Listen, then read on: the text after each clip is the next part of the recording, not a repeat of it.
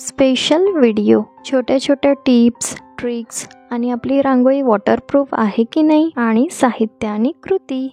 Hello, कसे आहात सगळे? मजेत ना?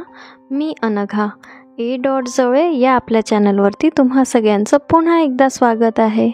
आज मी कुठली रेडी रांगोळी नाही, तर रेडी रांगोळी बनवायची कशी आणि त्यासाठी आपल्याला कुठले साहित्य लागणार आहे याचा डिटेल व्हिडिओ मी तुम्हा सगळ्यांसाठी घेऊन आलेली आहे.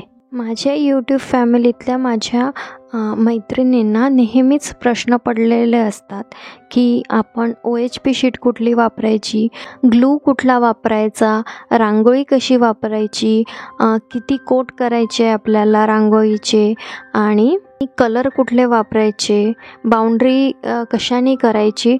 तर या सगळ्यांचा डिटेल व्हिडिओ आज मी तुम्हा सगळ्यांसाठी घेऊन आलेली आहे. तर या इथे तुम्ही बघू शकता मी OHP शीट घेतलेली आहे. तर आपल्याला OHP शीट याच पद्धतीने मिळत असते. एक बटर पेपरसारखा पेपर असतो आणि एकाखाली एक शीट्स असतात. ही 75 मायक्रॉन्सची आहे. तर आपल्याला OHP शीट 75 मायक्रॉन्सची मिळते, 100 मायक्रॉन्सची मिळते, 120 मायक्रॉन्सची मिळते, 175 मायक्रॉन्सची मिळते. अशी वेगवेगळ्या मायक्रॉन्सची आपल्याला OHP शीट मिळत असते.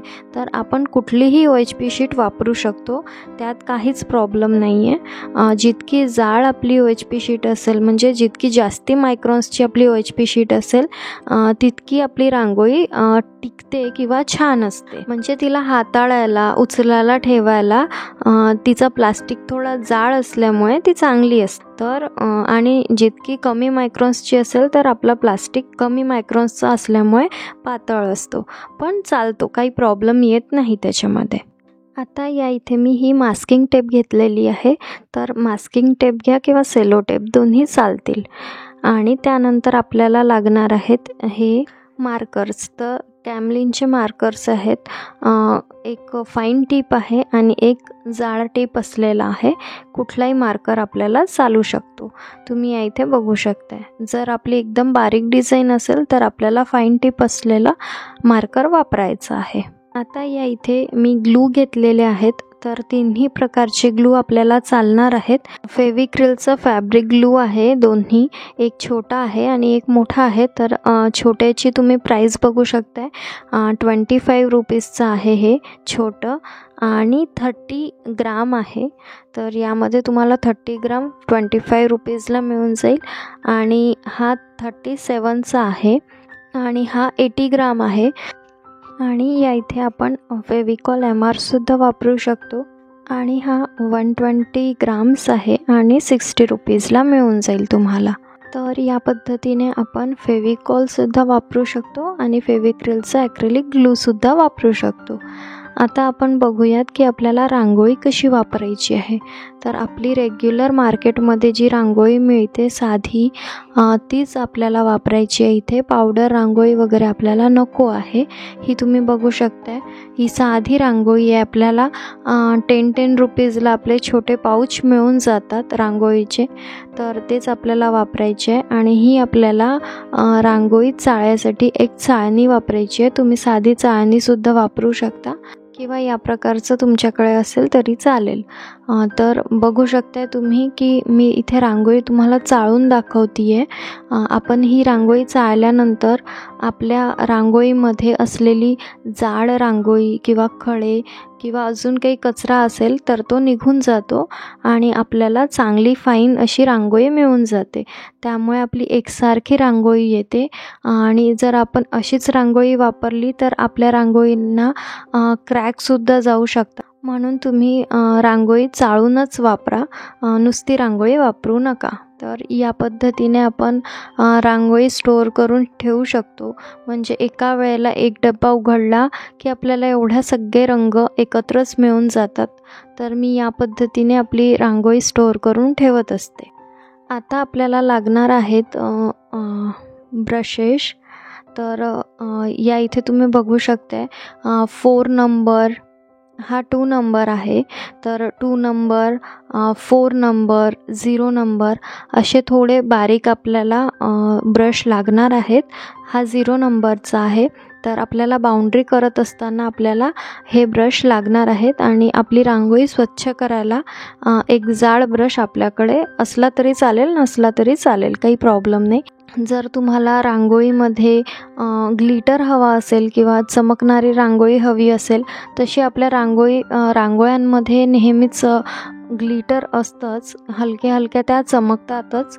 पण तुम्हाला अजून जर तुम्हाला ती थोडी अशी हवी असेल ग्लिटर जास्ती असलेली, तर तुम्ही या प्रकारचे ग्लिटरसुद्धा वापरू शकता. हे ग्लिटर तुम्हाला स्टेशनरी शॉपमध्ये मिळून जातील किंवा तर तुम्ही जिथनं रांगोळी घेता तिथेसुद्धा त्यांच्याकडे गोल्डन आणि सिल्वर कलरचे ग्लिटर मिळतातच. तर असे रंगाचे तुम्हाला स्टेशनरी शॉपमध्ये मिळून जातील. आणि जर तुम्हाला व्हाईट कलर किंवा म्हणजे सिल्वर कलर, गोल्डन कलर हवे असेल तर रांगोळीवाल्यांकडे सुद्धा ते मिळून जातात. तर आता आपलं रांगोळी झाल्यानंतर, आपली रांगोळी वाळल्यानंतर आपण जे बाउंड्री करतो त्यासाठी मी ॲक्रेलिक कलर वापरते. फेविक्रिलचं ॲक्रेलिक कलर वापरा किंवा कॅमलचे कुठलेही ॲक्रेलिक कलर वापरले तरी चालतील.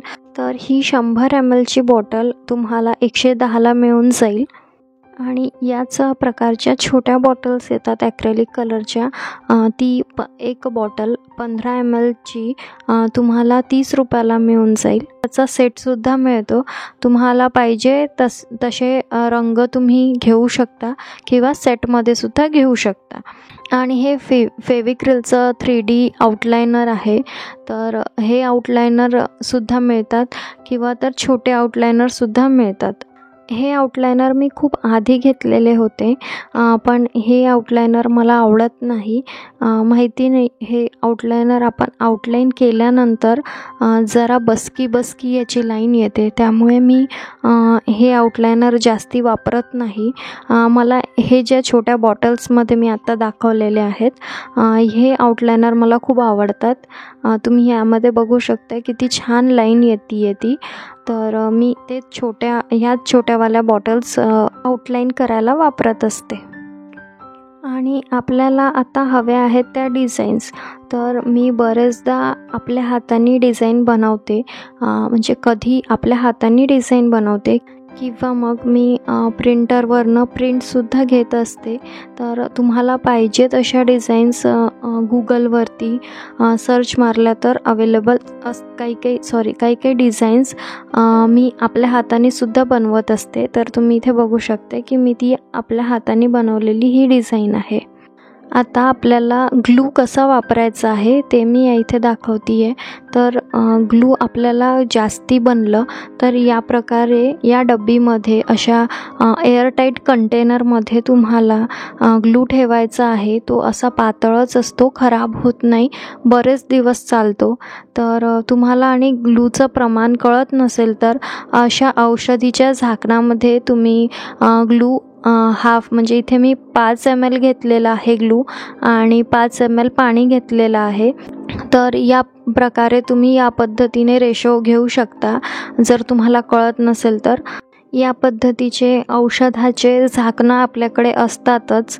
तर 5 ml तुम्ही ग्लू घेऊन घ्या आणि 5 ml पाणी घेऊन घ्या. तर इथे 5 ml मी ग्लू घेतलेला आहे आणि 10 ml पर्यंत वॉटर घेते आहे, म्हणजेच 5 ml वॉटर होऊन जाईल आपलं. तर तुम्ही बघू शकता या पद्धतीने आपल्याला आपल्या कंटेनरमध्ये, बॉटलमध्ये आपल्याला ग्लू काढून घ्यायचं आहे आणि छान पद्धतीने मिक्स करून घ्यायचं आहे. तर या पद्धतीने आपलं ग्लू तयार झालेलं आहे. आणि हे ग्लू वापरल्यानंतर आपल्याला या पद्धतीच्या एअरटाईट कंटेनरमध्ये ठेवून द्यायचं आहे. तर मी आज डेमो म्हणून एक तुम्हाला छोटीशी रांगोळी म्हणजे लक्ष्मीचे पावलं काढून दाखवते आहे. तर तुम्ही इथे बघू शकता OHP शीट घेतलेली आहे मी A4 साईजची.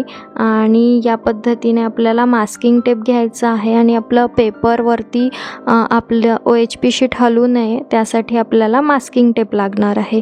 ज्याही गोष्टी मी तुम्हाला आधी दाखवल्या आहेत त्या गोष्टी कशा वापरायच्या त्या मी इथे दाखवते आहे. तर आपल्याला ही ड्रॉ केलेली लक्ष्मीची पावलं आहेत त्यावरती आपण OHP शीट लावल्यानंतर मार्करने या पद्धतीने आपल्याला आपली रांगोळी या पद्धतीने आपल्याला ड्रॉ करून घ्यायची आहे. तर मी नेहमीच रांगोळी काढत असताना तुम्हाला सांगतच असते, आता आपल्याला या पद्धतीने ग्लू लावून घ्यायचं आहे आणि यावरती आपल्याला रांगोळी घालायची आहे. तर आपल्या ग्लूमध्ये जर पाणी जास्ती झालं तर काय होईल, तर मी इथे तुम्हाला एक बाजूला रांगोळी करून दाखवते. तर तुम्ही इथे बघू शकता, मी थोडं ग्लू घेतलेलं आहे आणि यामध्ये थोडं पाणी मिक्स केलेलं आहे आणि आता आपण एक पॅच असा तयार करून घेऊ आणि त्यावरती आपण पाणी टाकलेलं हे ग्लू लावू आणि यामध्ये अजून थोडं पाणी घालू आणि दुसऱ्या पॅचवरती लावून बघू की काय होतं ते. तर मी इथे अजून थोडं जास्ती पाणी मिक्स करून हे लावलेलं आहे. तर तुम्ही इथे बघू शकता की ग्लू लावल्या आपलं ग्लू एका बाजूला गोळा होत आहे आणि त्यावरती मग आपण रांगोळी घातली की रांगोळी कशी आपली चिपकत नाही किंवा मग पाणी जास्ती झालं की आपली रांगोळी कशी निघून जाते ते मी तुम्हाला पुढे दाखवते. तर या पद्धतीने आपल्याला रांगोळी घालून घ्यायची आहे आणि त्याला छान न्यूजपेपर ठेवा किंवा दुसरी OHP शीट ठेवा किंवा कुठलाही कागद ठेवा आणि त्याला नीट छान असं दाबून प्रेस करून घ्यायचं आहे आणि एक्स्ट्रा असलेली रांगोळी आपल्याला या पद्धतीने झटकून काढून घ्यायची आहे. तर तुम्ही या इथे बघू शकता की आपली रांगोळी कशी झालेली आहे ती. आपण ज्यामध्ये सगळ्यात जास्त पाणी मिक्स केलेलं होतं ती बघा बोट लावलं तरी आपली रांगोळी निघून जाते आहे, ती चिपकत नाही आहे. आणि आपण इथे पावलांमध्ये जी ग्लूवर रांगोळी घातली आहे ती कशी चिपकून आहे ती.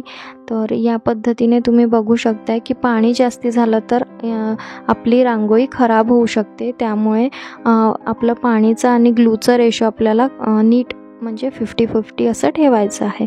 तर अर्धा तास छान वाळू दिल्यानंतर आपण सेम त्याच पद्धतीने दुसरं लेअर करायचं आहे आणि या पद्धतीने आपल्या ब्रशला जर रांगोळी लागून येत असेल तर ती आपल्याला दुसऱ्या कापडाला या पद्धतीने पुसून घ्यायची आहे आणि नंतर तो आपल्याला ब्रश ग्लूमध्ये टाकायचा आहे. नाहीतर आपला जो ग्लू आहे जो आपण स्टोअर करून ठेवू शकतो त्यामध्ये रांगोळी जाऊन त्याला रंग येऊन जातो आणि मग परत ती दुसऱ्या रांगोळीला आपण जर तो ग्लू वापरला तर रांगोळीचे कलर चेंज होऊ शकतात. म्हणून तुम्ही ब्रशला जर रांगोळी लागून येत असेल तर ब्रश स्वच्छ करून घ्या, पुसून घ्या आणि नंतर ग्लूमध्ये टाका. आता परत अर्धा तास आपण छान आपली रांगोळी वाळू दिलेली आहे आणि त्यानंतर आपण थर्ड लेअर करतो आहे ग्लूची. तर इथे तुम्ही बघू शकताय की आपल्याला आपली रांगोळी जर जास्ती दिवस टिकवायची असेल तर तुम्ही थर्ड लेअरसुद्धा ग्लूची करा आणि ग्लू छान वाळू द्या आणि तो ग्लू वाळल्यानंतर ट्रान्सपरंट होऊन जातो. तुम्हाला दिसणारही नाही की यावरती ग्लू लावलेलं होतं. तो ग्लू पूर्ण वाळून गेल्यानंतर अगदी ट्रान्सपरंट दिसतो. तुम्ही बघू शकताय ग्लू आपला छान वाळून गेलेला आहे. त्यानंतर आपली रांगोळी किती छान वॉटरप्रूफ होते ते मी तुम्हाला पुढे दाखवतेच. आता आपण OHP शीट आपली कट करून घेणार आहे. या पद्धतीने आपली OHP शीट तुम्ही कट करून घ्या. तर इथे बघू शकताय तुम्ही आपली रांगोळी किती पक्की बनलेली आहे ती.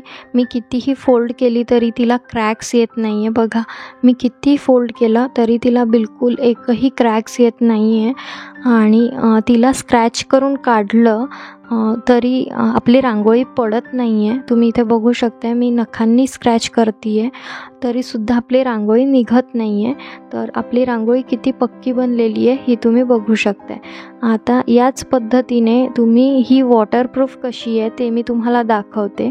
तर त्याआधी आपण हिला आउटलाईन करून घेऊयात. तर मी ॲक्रेलिक कलरने या पद्धतीने आउटलाईन करून घेते आहे आणि आउटलाईनसुद्धा ॲक्रेलिक कलरची असल्यामुळे वॉटरप्रूफ असते, तिलासुद्धा काही प्रॉब्लेम होत नाही. तर या पद्धतीने तुम्ही आपली आउटलाईन करून घ्या. आता आपला ॲक्रेलिक कलरसुद्धा छान वाळू द्या. तो अर्धा तास छान वाळल्यानंतर तुम्ही इथे बघू शकते की आपली रांगोळी वॉटरप्रूफ आहे की नाही. मला बरेच असे कमेंट्स येत असतात की आपली रांगोळी वॉटरप्रूफ असते की नाही. तर मी तुम्हाला इथे दाखवते आहे आपली रांगोळी ॲब्सोल्युटली वॉटरप्रूफ असते, तिला काहीच होत नाही. पण मी यावरती वरनं म्हणजे मी थर्ड लेअर यावरती ग्लूची केलेली आहे. पण मी तुम्हाला दाखवते. याआधी मी या डॉट रांगोळ्या बनवल्या होत्या. 4 डॉट्सवाल्या रांगोळ्या मी बनवल्या होत्या. तुम्ही माझ्या चॅनलवरती जाऊन बघू शकताय. मी ही रांगोळी कधी अपलोड केलेली आहे आणि ही मी तुळशीजवळ ठेवते उन्हात. रोज मी ही वापरते आणि ही सुद्धा बघू शकताय. मी ह्या दोन्ही रांगोळ्यांचा व्हिडिओ तुम्हाला माझ्या चॅनलवरती मिळून जाईल. तर तुम्ही बघू शकताय मी ही कशी धुती आहे. पाण्यामध्ये घाला किंवा तुम्ही नळाच्या खाली हलक्या म्हणजे कमी धारेमध्ये, एकदम फोर्समध्ये नळ नका चालू करू. कमी हळू नळ सुरू करा आणि त्याच्या खाली तुम्ही ठेवून आरामात ही रांगोळी धुवू शकता आणि वाळवू शकता. तर सनलाईटमध्ये आपले रंग जरा उडून जातात. तर ती जी दुसरी रांगोळी आहे ती मी तुळशीच्या समोर रोज ठेवत असते. त्यामुळे तिथे ऊन येतं आणि हलके हलके तिचे रंग गेलेले आहेत. पण मी इतके दिवस झाले मी धुती आहे रांगोळी, तरीसुद्धा ती खराब झालेली नाही आहे. या पद्धतीने आपली रांगोळी धुवून झाल्यावरती तिला थोडं टिश्यू पेपरनी तिचं पाणी काढून घ्या. या रांगोळीला जवळपास मला 5 महिने झालेले आहेत आणि मी ही रोज धुते आणि रोज तुळशीच्या समोर ही रांगोळी ठेवत असते. तर तुम्ही बघू शकता हिचा थोडा रंग निघालेला आहे उन्हात असल्यामुळे आणि थोडं उदबत्तीचं वगैरे पडल्यामुळे थोडी ती काळी झालेली आहे. पण बाकी ती स्क्रॅच केली तरी तिची रांगोळी निघत नाही आहे. तर या पद्धतीने आपली अगदी स्ट्रॉंग अशी रांगोळी तयार होते. आणि हिला ठेवायसाठी आपल्याला न्यूजपेपरमध्ये एकावर एक असं न्यूजपेपरमध्ये ठेवून तुम्ही एखाद्या साडीच्या बॉक्समध्ये ठेवा किंवा एखाद्या प्लास्टिकच्या बॉक्समध्ये ठेवा. तर ही रांगोळी आपली बरेच वर्ष चालते. काहीच प्रॉब्लेम येत नाही आपल्या या रांगोळ्यांमध्ये. आणि माझ्या बऱ्याच मैत्रिणी म्हणतात की तुम्ही ही सेल करता काय? तर मी सेल करत नाही. आणि ही जर आपल्याला रांगोळी सेल करायची असेल तर ही कितीला विकायची, हे सुद्धा मला खूप प्रश्न येत असतात. तर आपला खर्च सगळा पकडून आपल्याला किती खर्च आलेला आहे हे सगळं बघून आपण रांगोळीची प्राईस ठरवू शकतो. आजचा व्हिडिओ जर तुम्हाला युजफुल वाटला असेल तर लाईक करा, शेअर करा आणि सबस्क्राईब करायला विसरू नका. आणि आजच्या व्हिडिओला हाईप करायला सुद्धा विसरू नका. चला तर मग बाय बाय.